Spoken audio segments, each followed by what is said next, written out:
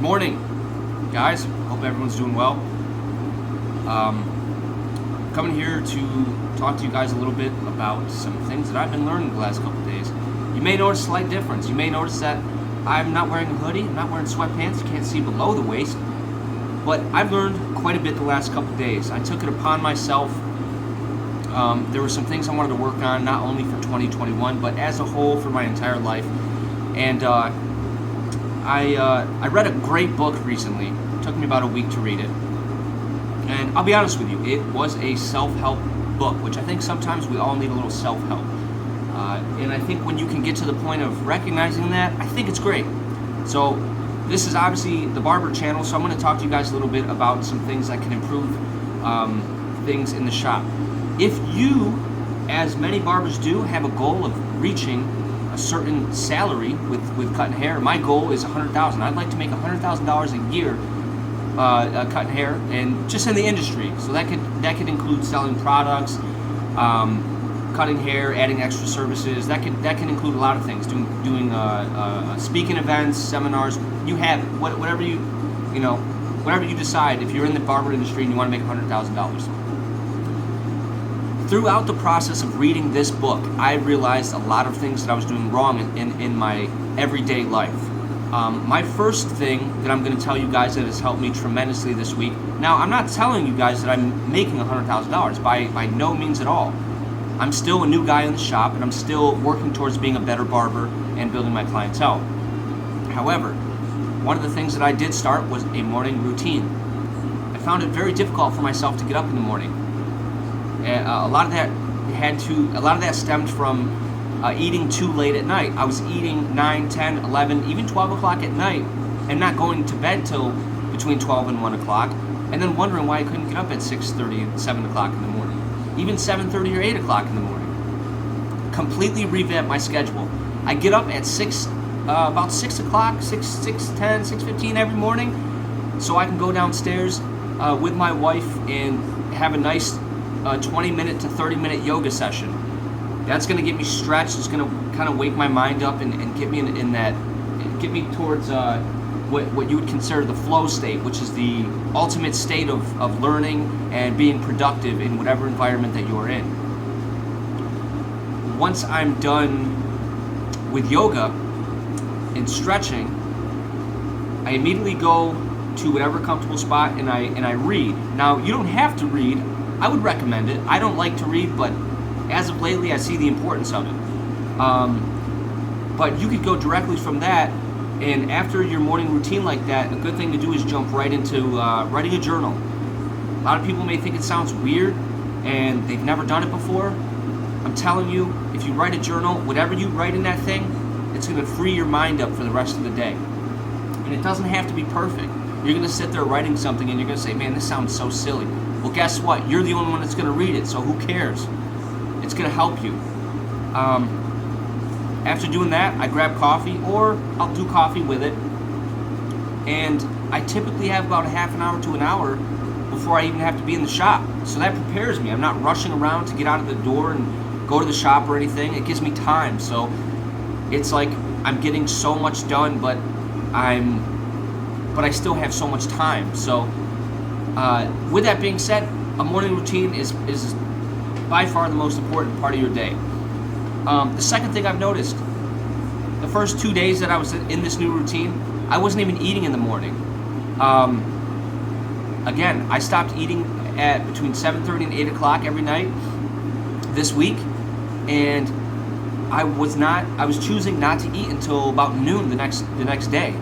And what I found from this new routine and doing this yoga in the morning and still having my coffee, I wasn't even hungry until noon anyways.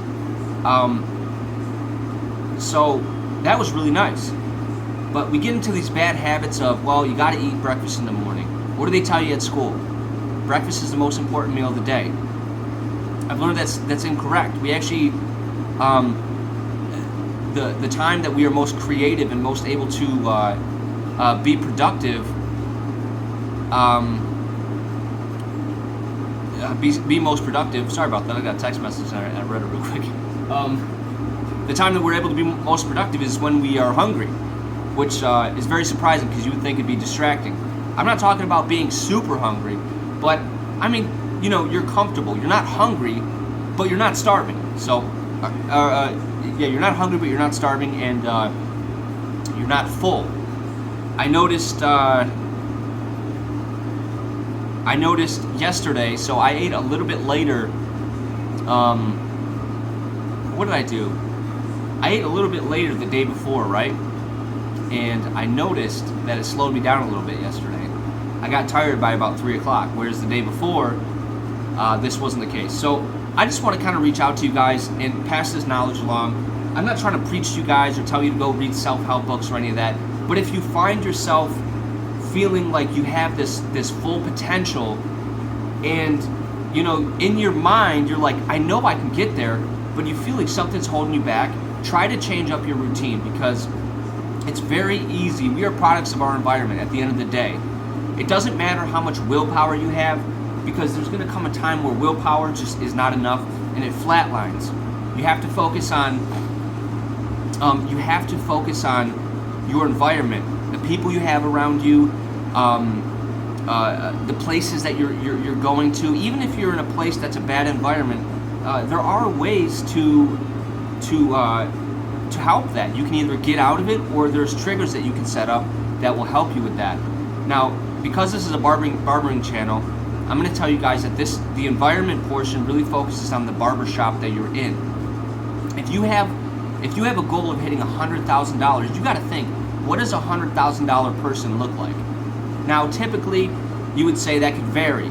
Let's take Adam Sandler, for instance. That guy's a millionaire many times over, but he cares. He has no emphasis on what he wears, because what I'm assuming is he doesn't put emphasis on what he wears necessarily. He doesn't feel like that interrupts his goal. So if you feel that way, awesome. But ultimately, how you dress is initially the energy you're going to give out. If you see in most of my videos, I'm wearing a hoodie and sweatpants, or some form of comfortable pants. My goal was to always be comfortable in whatever environment that I want. Now, most people would think, well, yeah, don't you want to be comfortable when you go places? Absolutely, I want to be comfortable. But that doesn't mean I have to be comfortable. That doesn't mean that I can't, you know, put a little bit extra time and work into dressing up and looking great. I can feel comfortable within and still be comfortable with dressing up without projecting, hey, I just woke up out of bed. People are going to see that, and you're going to give off that kind of energy. I can tell you just this week, from dressing up at the barbershop, I've gotten different reactions from people. People don't know what to expect when they go into a barbershop and you're wearing a suit, and you're wearing a tie and a button-up and a cozy sweater. They don't know what to think. And guess what? I'm wearing this sweater. I couldn't be more comfortable. Of course, you got to wear shoes that fit you. You got to wear pants that fit you and a shirt that fits you. If you don't, you're going to be uncomfortable no matter what you wear. So the advice of the day, I'm going to stop talking your guys' ear off. Choose the environment you're around. If you're in a shop, here's the point that I got a little bit off topic with. If your shop is not the environment that you feel is going to propel you to that $100,000, you need to get out of that shop. I saw a great video where a guy was discussing this. He said, just because you're in your first shop, you don't owe that first shop anything at all. At all. Don't feel obligated to stay in your first shop because they gave you a shot. Here's the thing. Most shops are charging you anyway. So if you're paying chair rent and you still feel like they gave you a chance, I mean, that's great. You can be thankful. But don't feel obligated to stay at that shop just because they're your first shop. Hands down, one of the greatest pieces of advice that I had ever gotten. So I want you guys to take this advice and run with it. If you feel like anything that I said is something that you can write down and start utilizing on your daily basis, go right ahead.